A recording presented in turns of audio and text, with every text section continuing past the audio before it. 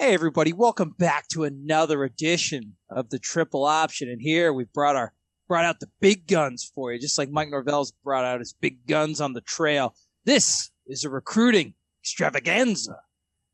And to mark this event, we've brought Tomahawk Nation's foremost recruiting experts. They call themselves the 3 Stars. They are the lead men of Tomahawk Nation's newest recruiting podcast. Easy for me to say. The Florida State of Recruiting. We've got Tim Alumbaugh and David Stout.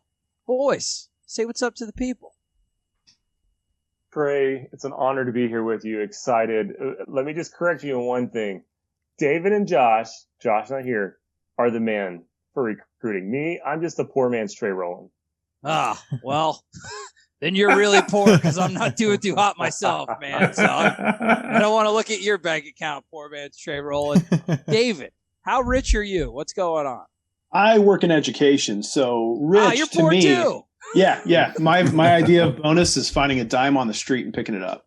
And so, the people please don't listen to Tim. Everybody knows that the only reason people tune into our podcast is to hear Tim's dulcet tones. And so I too am completely honored to be on the podcast with you gentlemen. Trey, I'm so excited, man. It's like looking at Michael Biehn in Tombstone. You're a dead ringer for Johnny Ringo with that wonderful mustache and facial hair. All right, brother. Now I'm a little flustered now. I'm a big Michael Biehn guy. Johnny Ringo. Well, listen, guys. And, of course, we've got the old blah, blah, blah, seen him 1,000 times along with me. Kev Adams, say what's up to the people. Hey, people. Hey, people. Hey, people.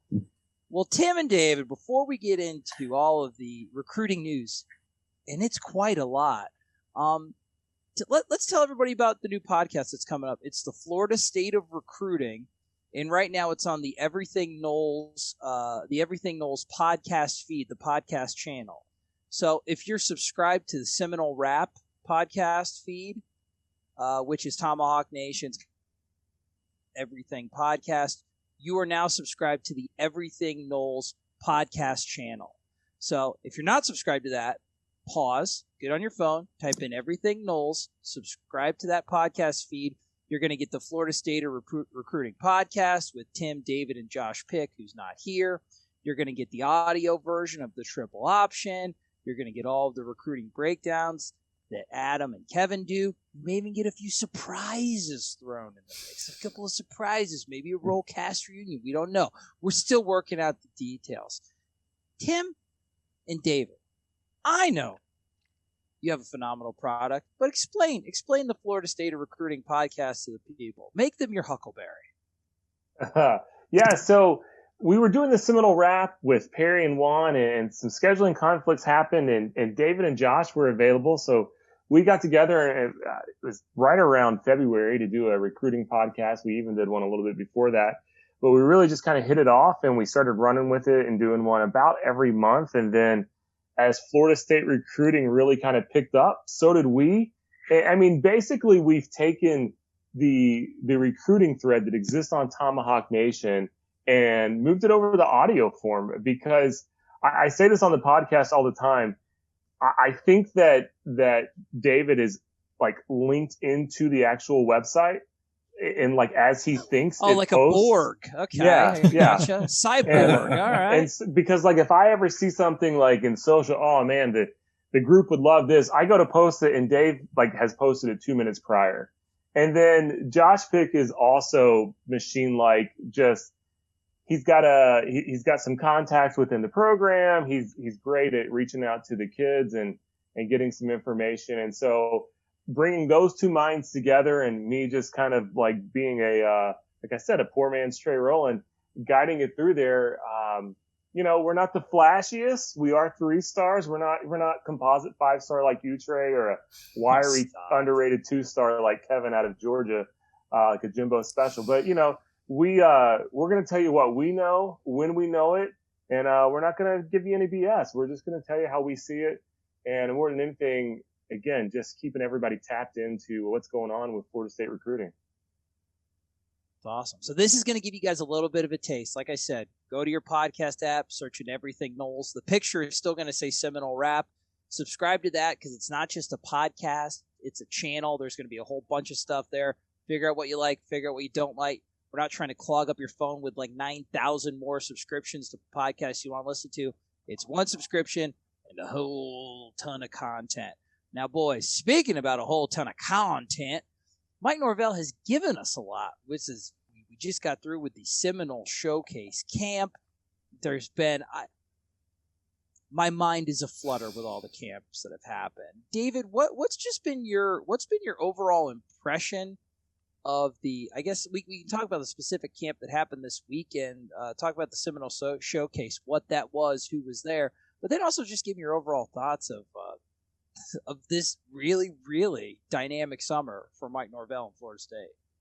Yeah, man. So the crazy thing is, we see all the success, and I always have to couch this by saying this is a 3-win football team. They just came off 3 wins in a season, and already they're having this kind of success. And I think that, we kept hearing when Mike Norvell was hired, one of his strong points was organization. Another strong point was being able to really hire up-and-coming dynamic assistant coaches. And, after kind of the cluster that was the previous staff, and then even toward the end of Jimbo's, tenure here, now we're seeing what somebody who really is a great assistant coach evaluator has put together, and we're seeing a machine almost. I mean, these guys, it's incredible how dialed in they are, not just on campus recruiting, but social media and making visits with kids and all this stuff. It's crazy to me how much success they've had so far. And so this makes you wonder, obviously we're doing all this without a season yet. And so, they could end up tanking on the season. Hopefully that doesn't happen, and we'll see what comes of all that. But I don't think that's going to happen. I think that they're going to pull off 5 or 6 wins. And I think as long as, and I've always said this, as long as they can show demonstrable improvement on the field and they can sell these kids on, hey, we're not there yet, but you can see the progress we're making, you're going to get us there. As long as they can do that, I mean, they have the potential to land, potentially a top 7 class this year, which is insane considering where they were last season. And so, yeah, man, I couch all this stuff where I'm like, they're having all this success, and that's coming off a 3-win season they're selling. Like, imagine once they start having success on the field. I mean, this could be the start of something really special. And you're right, Trey, like they've had camps for days. I mean, it seems like there's a revolving door on Doak right now, and they keep getting all these high profile kids in on unofficial visits. Like a lot of these kids haven't even done their official visit yet. And so, good point. Good point. It's amazing to me, the communication that they've had. And, yeah, man, another strong weekend this past weekend. There were no shortage of awesome prospects up there, especially when you look at the list of kids who are in the 2023 class. They had some absolute studs on campus. But yeah, man, they did. They ended up pulling a couple commitments. Again, defensive and offensive line are the focus on these things. And it's crazy. Frothing at the mouth, I can see him. It's like a dog. Oh my god! Yeah, we'll get your comments there, Trey. Yeah, AB. I mean, can you even remember the last time a Florida State staff actually focused on the lines and building a recruiting class lines out? This is awesome, man. Yeah, I mean, what was it? Had it been like the Matthias and that group? So what's that? 2012-ish, that range? Almost a decade. No, it would have been sooner than that. Yeah, I mean, so we know it's been a while. I mean that. And we did the breakdown last night of those 2 guys, but Daniel Lyons and Daughtry Richardson. But I mean, the fact they have 5 offensive linemen committed right now. Look, Eston Harris Jr. names you his leader. Elijah Pritchett says it feels like home. I mean, holy crap! The possibilities are endless, and you start. But then, like David said, you couch it. And you're like, all right, we won 3 games. We still got to play a season. Let's see how it goes. And it's exciting, though. I mean, it is a good time. So I have a question. You didn't even bring up Jalen Early, who might be the next offensive lineman commit. I mean, well, that's for you smart guys to talk about. I don't know this nonsense. Kevin, what do you got? What's your question? So here's my question. To the Shark Tank. Yeah, early on in Norvell's tenure, we saw a lot of this promise, but we thought potentially he doesn't have time here, right? Maybe he's got a 2-year stopwatch, and he might not get to see all the work that he's put in. Does getting this good of a recruiting class this quickly kind of buy him a little extra time, even if the product's not what we expect on the field? Well, I think it definitely should. So David says yes. Tim, what do you think? I want to know what you think. Is if he holds the class together this year. Yes. Okay, good. Now what's that bar though? Top 15? Yeah. I think if you win 5 wins, you hold the class. Okay. Anything less than 5 wins, you're probably gonna you might nosedive back into close to 20 range again. Well, to me, I'd say that's actually pretty impressive still. No, being able to hold a class together of like a top 10 to top 15 caliber with only 5 wins, I think that means that the depth of the relationships, I can't think of too many other years with a Florida State recruiting class where you pencil in 5 wins and you expect to keep most everybody. Now, that is a projection, but I do think that kind of highlights a little bit of the approach that has really started, didn't have enough time to kind of foster in 2021 with that extended dead period, new staff, but you really started to see it pay off in 2022 and 2023. And we got a 2023 quarterback, Kevin. I'm going to throw that over to you here in a second because I know QBs are your thing. 2023 is looking stupid. That's looking very excited about 2023. About wide receivers. But Adam, what do you think about Daniel Lyons? I know we talked about Daughtry Richardson ad nauseum, like a kid that was the tackle from South Florida, originally from Tallahassee, a developmental prospect, really good frame. I feel like a lot of people know a good bit about Daughtry. We've covered him, you guys have covered him, but Daniel Lyons, the defensive tackle from South Florida, Adam, what do you think about his game? Yeah, he's a long, lean, explosive defensive tackle. We've talked about it kind of ad nauseum at this point that they want to go more one gapping. Stunning up front, and a player like Lyons who is more of a traditional 3-tech who can get off the ball, explosively, can be in the backfield very quickly. He fits that scheme. So athletic at the line of scrimmage, he can get up the field, create a little bit of havoc. He is a player that in today's great space race in football, he eliminates that space quickly. And that's what you're looking for. You're looking for these explosive players. And he does that. He does that from the interior defensive line. I like all those things. I kind of like the switch to.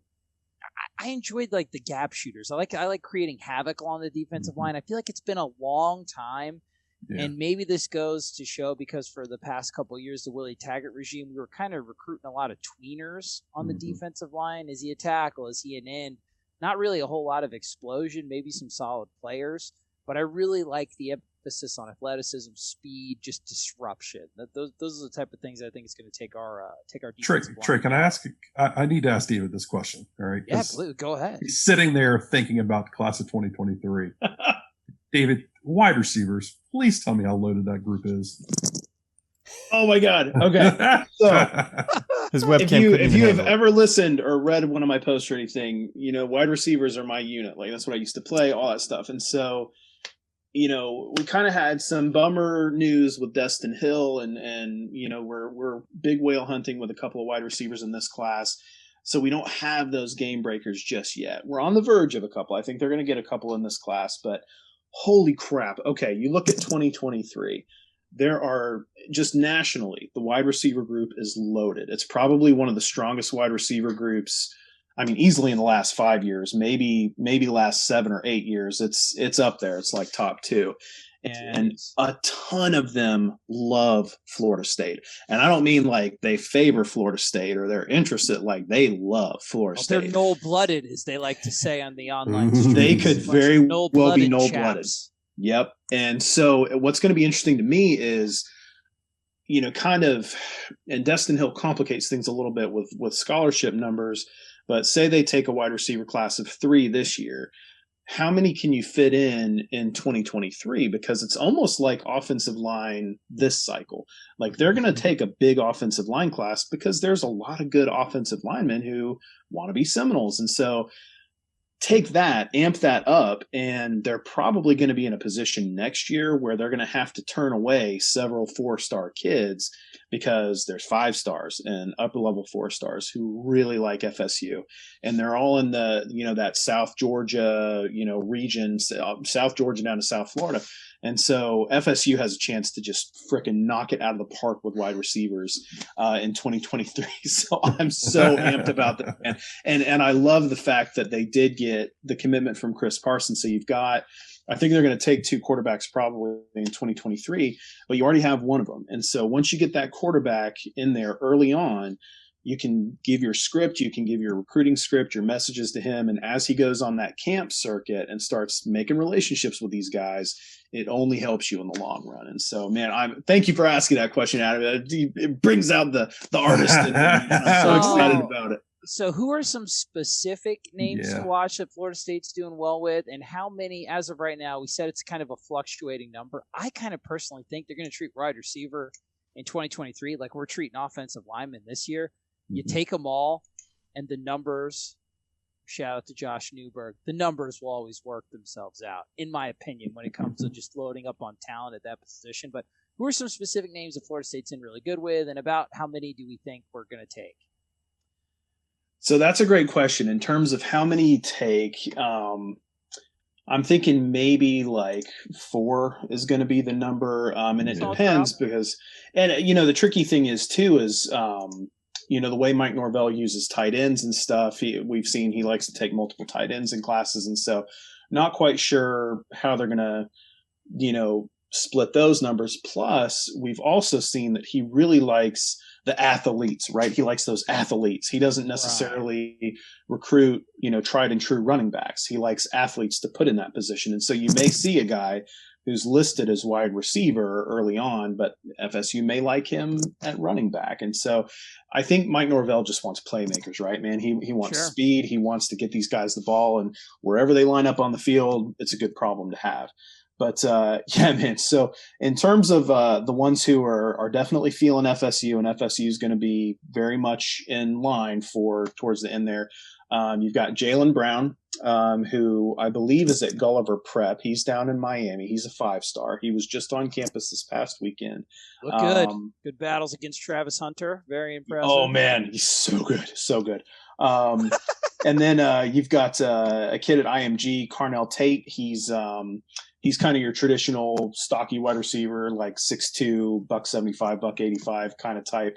You've got Hakeem Williams, who's down in Fort Lauderdale. He's like pushing 6'4". He's your jumbo kind of wide receiver. You got Ray Cottrell, who is over in Milton, Florida. He's a big, bulky guy. I think he's like 6'2", 200-ish pounds.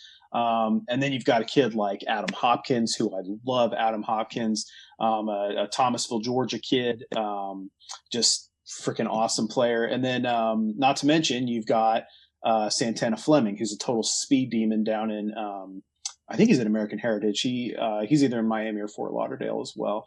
And I'm kind of surprised he hasn't committed to Florida State yet. It seems, embarrassment of riches, man. Well, the guy throws kebabs like a champ. He throws kebabs like me, like a middle-aged Iowa dad on the grill. It's very impressive. The kid is just a kebab throwing, just devil on the timeline. So I agree. Yeah. He probably the first domino to fall. But Kevin, like we said, talking a lot of wide receivers, but now we have our first quarterback of the 2023 cycle. Mike Norvell has zeroed in on Chris Parson. What do you think of him, QB Guru? What do you see? Yeah, there's a lot to like about Parson. He's one of those kids that's probably underrated because of size originally, but as we see more and more, he's probably like 5'10", listed 6 foot. Hand size. What do we got? Hand size. You got big hands? Yeah. Let's. Joe Flacco, greatest of all time, huge hands. He does what you're looking for in a quarterback. If you're looking for prototypical, what kind of kids are going to excel at the college quarterback role, you ideally want the Trevor Lawrences of the world, but those come around once every 10 years. But ideally, you look at Oklahoma. What has Oklahoma done? They've done nothing but develop Heisman quarterbacks and successful quarterbacks, and this kid looks like he would fit in at Lincoln Riley's system. He's quick. He makes plays off the run. He's a better thrower when he's moving than when he's standing in the pocket. And so he's just an exciting kid that can put up some real numbers in a good spread system. Tim, with the names that Florida State's on, do we expect Chris Parson to be the QB1 of the 2023 class when it's all said and done? Because Florida State's still in it with some very impressive kids. There's a kid, Avery, I think, is it Johnson? I don't know. kid with the long surfer, like the point break hair from Kansas, who's like a basketball player. There's a whole plethora of other quarterbacks that are on. Tim, do you think that Chris Parson is still the QB1 of this class with the way that he's kind of projecting upward? Yeah, I think so, mainly because I think he's underrated right now. He's listed as a 3-star. Of course, a class out that far is never quite ranked right. And so I think you're going to see his numbers really jump up. And to Kevin's point, you watch his film and he's the type of athlete that is so dangerous when the ball is in his hand, not just for throwing, but with his legs. And with AJ Duffy, as long as he sticks, you're going to have a little bit of trouble probably with the higher, like the really highly rated ones, especially if Duffy comes in and is able to play some his first year. It could scare some away a little bit. And I think it's going to be hard to really top Chris Parsons' skills with what's out there. Who's the kid out of Michigan that they offered on site, and he pretty much raved about? Daughtry or was it Dante Moore? Is it last? Dante. Yeah. Daughtry. There you go. It's not even a real name. I just put a D in front of Andre. Yeah, Dante. That's what I said. I just had some interference. That kid's a stud, though, right, boys? Right, recruiting boys. Oh yeah, that kid's like a top 15, top 20 type player. But pulling a quarterback from Michigan is easier said than done. Yeah. And the thing about Parsons is former teammates with Early and Powers, and both of those guys. Well, one's already committed, the other one you expect. So he's already got that connection which really helped the staff get in there. I don't think they quite have that connection with Moore, and so that's going to be a much harder pool in my opinion. So we had a busy couple months, and I'm glad you mentioned all the commits. It really is tough to kind of for a big dumb idiot like myself to kind of keep it all in line. But there was the guys we talked about: Daniel Lyons, Daughtry Richardson, Chris Parson committed, Marcus Cushney, got a guy from the portal, an edge rusher from Alabama A&M, very productive. Antavius Woody, I think one of the sleeper picks of the entire class. Is he a defensive lineman? Is he an offensive lineman? Kid from Alabama. Kaniah Charlton, mountain of an individual, large man, interior lineman. Quayshawn Sapp, highly regarded. Maybe like Trevian Williams from Mississippi. Oh. Very good. So I'm saying all these names. It's just, who was y'all's kind of favorite commit of the summer? Like, I'll go. We can do all four of them. We'll give you an answer. Go David, Tim, Adam, Kevin. Who was the commit that kind of just really got you excited that happened this summer? So I'm gonna be selfish and I'm gonna steal Tay Woody because he's a legitimate offensive tackle prospect. I think the staff likes him at offensive tackle. He could easily slide inside. I mean, I think he, out of all of the offensive line commits FSU has, and even the guys they're looking at, I think Antavius Woody might be the only one who could probably play all five spots along the offensive line and do it at a significant level. That's crazy, yeah. But then you look at his camp performance, and this dude's lining up as a defensive tackle, and he's whipping some serious offensive line talent. And so it's one of those things we've been talking about on the podcast. We just want to see Odell and Alex Atkins just Rochambeau each other once he gets on campus, and the winner gets to keep him on their line, and I think it's so rare to see a kid who can play at that high of a level this early on both offensive and defensive lines. And so, yeah, I'm really excited about him, man, because he gives you a lot of positional flexibility, which is something when you're rebuilding a program, that's a pretty nice problem to have there. So if you're going to limit me to the summer, I won't say Travis Hunter and go on and on about him, but I may circle back to him at some point. But you're allowed to talk Williams. him at least once per episode. It should every episode. Here it is. Man. This is my challenge again to all listeners. I need somebody to go make a Twitter account that says, "Is Travis Hunter rated the number one prospect in America?" And every day that it's no, they're going to tweet at Rivals 24/7, everybody, because that kid is unbelievable. He's the number one wide receiver in the class. And frankly, he's coming in as a cornerback. That's how good he is. But anyways, for me in the summer, it's Trevian Williams. That kid was not somebody that was, I know, Adam, I know. You'll explain it in much more detail. But he was somebody that wasn't even like on the radar, for lack of better words, they're like, oh, by the way, Trevian Williams is coming. And then it's like, oh, by the way, Trevian Williams is having a great time. Oh, by the way, Trevian Williams is committing to Florida State. And like, out of all the names that are there that week, he's going to commit first. Like, he's not even riding like the momentum wave. He's going to start it. And like, I'm just talking off the field. On the field, he's a kid that can make an impact day one at Florida State. He's got the build. He's already got the size. And we're talking about him before his senior year even starts in football. I've been saying it for a couple of months now. If things land Florida State's way over this class and the next class and the previous class, watch out, because we're about to become defensive end university for a couple years. Ooh, That I would like be a welcome change. Adam, they've totally just shoplifted all of the linemen from you. Go ahead, your turn. No, they didn't. They didn't even take my number one. Oh, well, drop It's it Kanaya off. Charlton, man. Oh, Kanaya Why is Charlton. that? That was gonna be my He choice. is a pancake eating mean son He's of a so fun. you know what. That dude he smiles the whole time. He is kicking your ass the whole time. Oh, that's why he's my number one. I ain't got nothing else to say. That dude, I love that kid. Yeah. He is absolutely one of my favorite prospects. His game is so unpolished. He has no idea what his ceiling even is. Great feet, great hips, powerful upper body. He's got so much room for improvement just by reshaping his upper half, putting some good muscle on, getting rid of a little of that baby fat. That kid's got a high floor or high ceiling, in my opinion.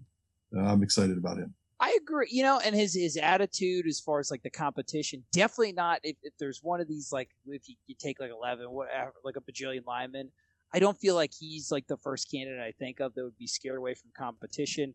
The kid has showed a lot of hard work reshaping his body, because I think when I first saw him, he was kind of shaped like a candy apple, just like real big up top and then just like a stick.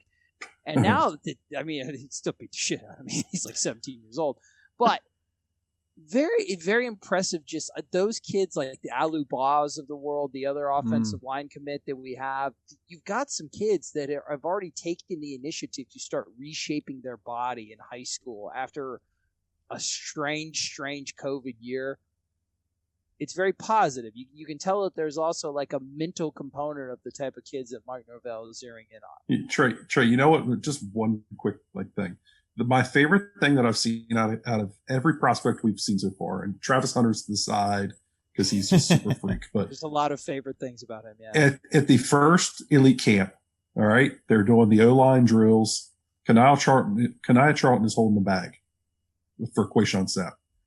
Kanaya Charlton's holding this bag, and Sapp's like, dude, what are you doing, man? Like, ease up. And Charlton looks at him like, dude, that's just how it's going to be. Like, let's just go.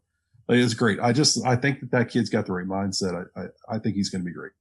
I remember that. I remember you raving about that. I do. I enjoy a good bag. Sticks out of my mind. All right. Kev, who's your favorite guy? Bag reference, no bag reference? What do we got? I'll take Bishop Thomas. Did we already say that guy? No. What, another one of the defensive linemen? Yeah, I mean, between him and Lyons, like, since you guys took all the offensive linemen I was going to potentially choose, Charlton was my number one, by the way. But why Bishop, though? Because that's funny. We haven't even mentioned him at all, and that's a big get, man. That was a big get as well. I think, to me, he was the first one of this kind of mold of these defensive tackles that have this athleticism, this what we were talking about earlier, the ability to one gap, the ability to kind of get into the backfield. And so I don't know, he just stood out in my mind as like, all right, this is a clear change of philosophy. This is where we're going now. Daniel Lyons represents that as well. And so I think that's a welcome change from the road blockers that you can kind of run around to the guys that are going to make an impact in both the running game and the passing game. It is interesting because you can kind of see the philosophy of like Adam Fuller, and I know I've said the name, so it's going to be divisive online. But this is what Adam Fuller wants. Down votes. Yeah, all the time. Jesus God. But that's what he's saying, man. Like, there's ways to scheme around edge pressure. But dude, if you're getting guys kind of going through the middle, as Florida State fans are very aware of, there's nothing you can do. You're dead to rights. So I like that. Before we start to get some more just talk of like where this all fits as a whole, we'll kind of look at it a 10,000-foot view. What was the biggest surprise for you guys? We don't have to all say our answer, but was Trevian Williams the surprise of the summer for you guys, or was it something else? Yeah, Trevian. Yeah, so for me, it was Daniel Lyons. David and Josh and I were talking about him and his teammate Anderson down there, and with there was some thought that they weren't going to state any more looks, and that they were a package deal to Miami. The package those never happened. Hard and got him back on campus. The package things are a lie. It never happens ever. They got him back on campus, and it was like the kid committed as soon as he had an opportunity. So I wasn't expecting him to come back around at least as quick. So that was the biggest surprise for me. And Tim, it's funny that you mentioned that. It's kind of like, is this the Odell Hagen's like reunion special? Because there's been a couple Odell kids, right, that he's actually pulled. What are you, Tim? What are you, stock up, stock down on the legend Odell Hagens? I think that some other staff members may have had a bigger impact than Odell did. It's nice that Uncle Odell done woke up, though. That's awesome. He's alive. The Bass, not as much concerned with what the Bass are doing. So it's not all about, well, okay. So it is, we care a lot about commits. So I want to ask this first. Who's the next commit? Everybody shout it out. Who do you think it is? Jalen Early. Yeah, it's early. August 2nd. Yeah. August 2nd. Mark your calendars. It's not all about commits, even though I'm just contradicting myself because the whole show's been about commits, because Florida State made some really, really big moves with some extremely talented individuals. David, who did Florida State make some of the biggest moves with over the summer? Yeah, so this is really exciting, man, because we're up to 17 commitments. We'll be up to 18 commitments after Jalen Early announces, 6 of which are going to be offensive linemen. So literally a third of your 18 commits are going to be offensive linemen, which is fantastic for Florida State fans, man. And so now you're looking at maybe 7 or 8 more spots. Now you can see the big game hunting, right? Now we're going to see, can the staff has done really well so far. It's a different animal when you're hunting these kinds of kids. And so you're looking at guys like Kevin Coleman, speed demon wide receiver out of St. Louis. He's a total stud. He has wide receiver 1 potential very early on. Unless Travis Hunter is wide receiver number 1, then everybody else is fighting for number 2. And so you've got a kid like him. You've got a kid like Jaleel Skinner, who I talked about this on the other podcast that we did. Some schools are still just recruiting him as a tight end, which is just stupid. Like, you're going to put a kid like that at tight. Anyway, so he's the total stud. He's a total stud, and FSU has made some serious progress with him. And mind you, these guys are, I mean, they have legitimate Alabama offers, Clemson offers. I mean, they're fighting with the big boys here. And then you've also gotten a foundation at offensive line that allows you to now go whole hog on an Elijah Pritchett or a Julian Armella, on a Marvin Jones Jr., on a Nigel Kelly, because you've built a really strong foundation of guys who are no slouches. And should you miss on your big targets, you still have a really nice foundation of guys. But now we're going to get to see, all right, so now Mike Norvell is going up against Dabo. He's going up against Nick Saban. He's going up against Kirby Smart. How's he going to do in some of these battles? And I'm telling you, man, they're going to win some of these battles. And it's going to put the rest of the country on notice that, hey, FSU may still be working their way back on the field, but as far as recruiting, they're very much on their way back. And so, yeah, man, the names to watch: Kevin Coleman, Jaleel Skinner, Elijah Pritchett, Marvin Jones Jr., all those kinds of guys, these big whales that they're starting to hunt. Those are the ones we're going to keep an eye on. And those are also the kids. I mean, most of them are going to be at the Notre Dame game on September 5th. And so that could be a very spectacular day or weekend for FSU, because I do think some of those kids may pop. Depending. Yeah. Tim? This is such a 180 from the predecessors, where instead of going big well hunting, striking out, and then scrambling to get whatever's left, and settling for like plan D guys. They have already got those positions filled with quality players.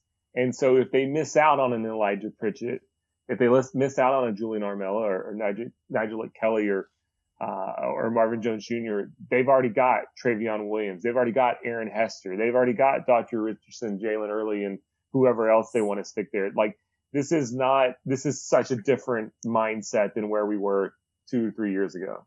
I agree. And I think it's funny that you say it's obviously recruiting is relationships. And that's definitely something that Mike Norvell has preached over and over again, but it's also organization, because you're literally at the whim of 16, 17-year-old children it shifts back to back to back to back. So you have to have backup plans on backup plans, contingencies on contingencies. And it's working the way that I think Mike Norvell, if they could have drawn it up off of a 3-win season, I don't know if they could have drawn it up any better than this. However, we are a fully formed podcast. We're not just pumping the sunshine all up in your grill. Have there been any things that are concerning to you, Tim, David, Kevin, Adam? Are there any things that maybe you didn't like that happened over the summer? Any moves that were questionable to you? I want to give the full view. Yeah, so it's not a terrible thing. The running back room hasn't been amazing yet. Alston just committed to Auburn. They haven't been like, oh, there's some stud that they're after. But at the same time, with the way that Norvell runs his offense, you get a decent running back. You can put him in there and still have success. So it's not a complete miss, in my opinion. But to me, running back and yet to be determined at linebacker position. Like, I think Omar Graham's good. If you bring in Daniel Martin, then I just forget everything I'm saying right now. But at this point, the Kev guy. At this That's point, my boy. Fingers there crossed. just hasn't been a lot of traction there. Bassant's probably going to go to Miami. And so to be determined at linebacker, honestly. Okay. So some incomplete grades. Yeah, incomplete grades.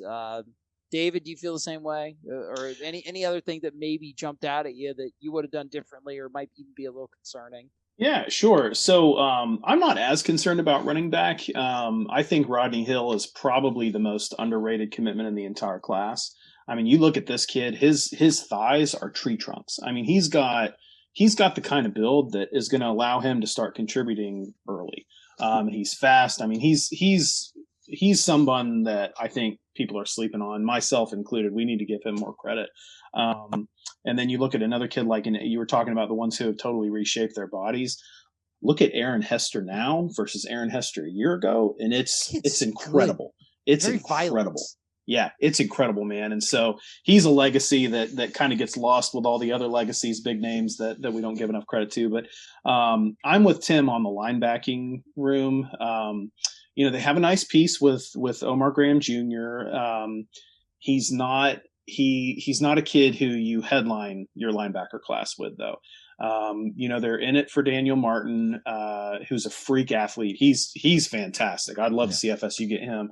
They're still kind of playing the game with Jaron Willis, who, Georgia Tech fooled into thinking he's a safety, good old 250-pound safety, because those are awesome. Plentiful in these days of modern college football. It's ridiculous, man. But so hopefully they can kind of turn the tide on that. Now, if you get a Willis and a Martin, you got a really solid linebacking unit. Sure. But to me, I really want to see Chris Marv pull some more punches on the recruiting trail.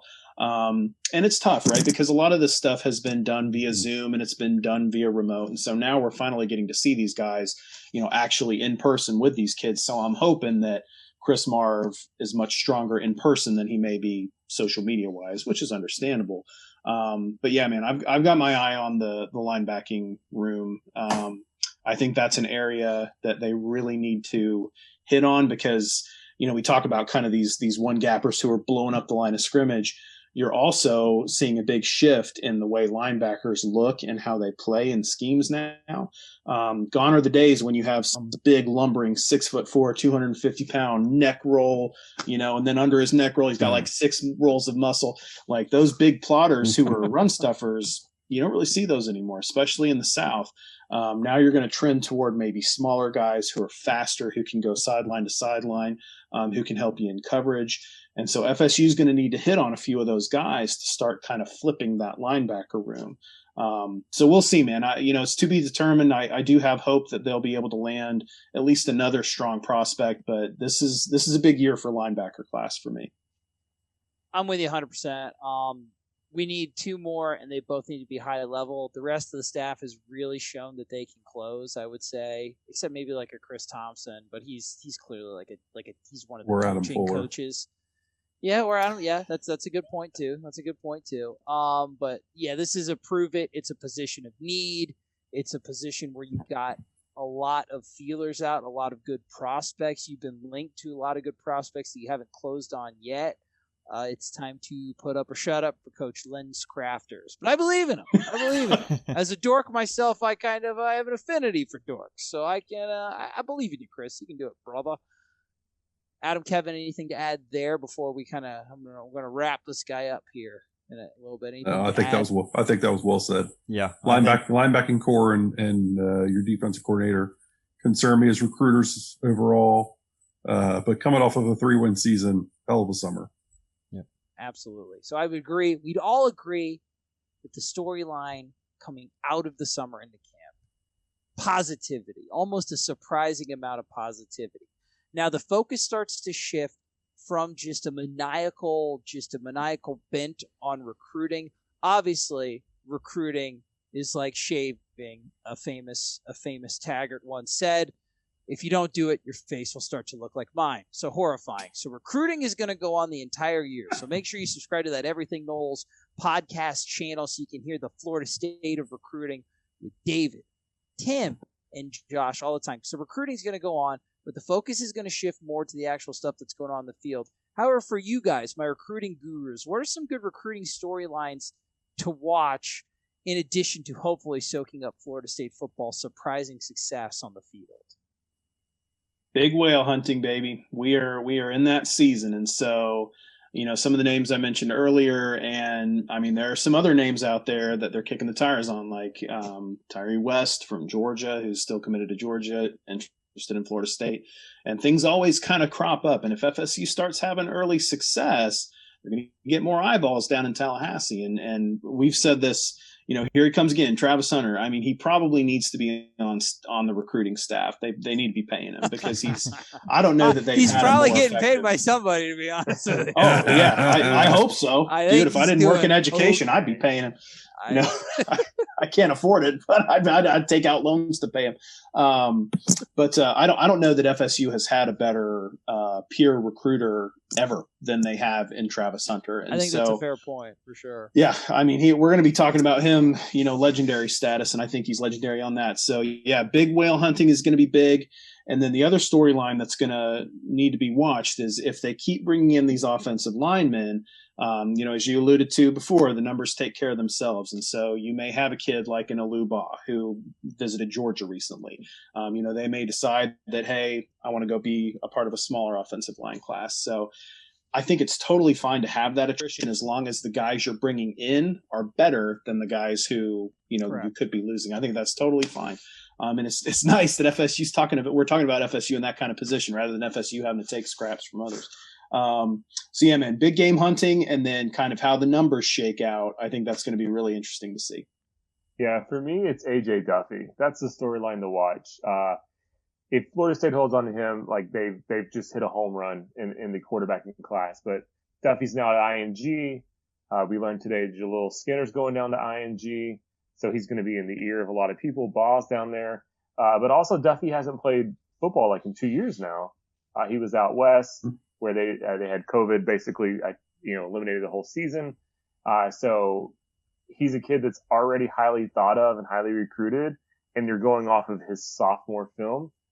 It'll be interesting to see what he does his senior year and potentially raises his profile and Florida State's profile with his play this year.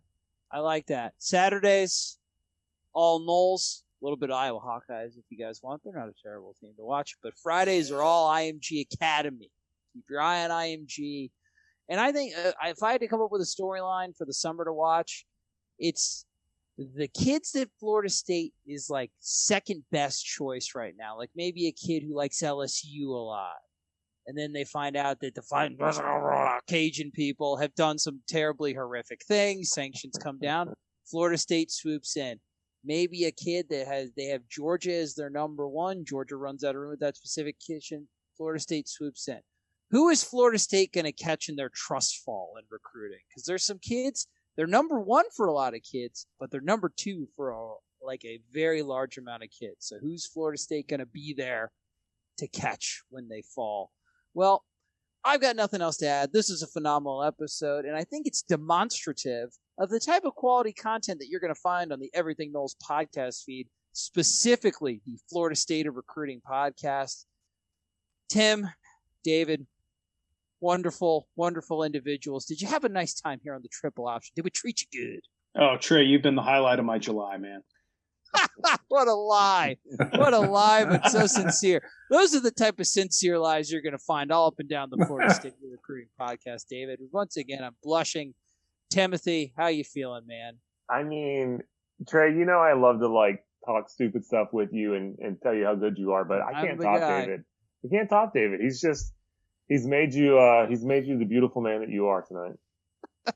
The reincarnation of Johnny Ringo, baby. Oh yes, Johnny Ringo.